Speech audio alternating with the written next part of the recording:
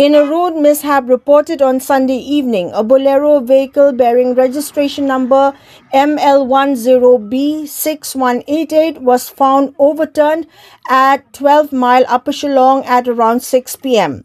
The accident reportedly occurred after a speeding truck bearing registration number ML05K1355 coming from Umtangar side rammed into the Bolero, which was parked along the roadside. The impact caused the vehicle to overturn. Eyewitnesses said the truck did not stop after the collision and allegedly went on to hit a tourist vehicle, an Innova Krista, before being chased and intercepted by members of the public near Malayam amid traffic congestion.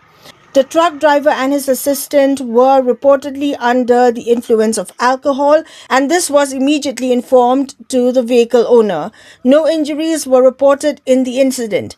As the situation remained under control, the matter was left to the vehicle owners to either settle the damages mutually or take up the issue with the police.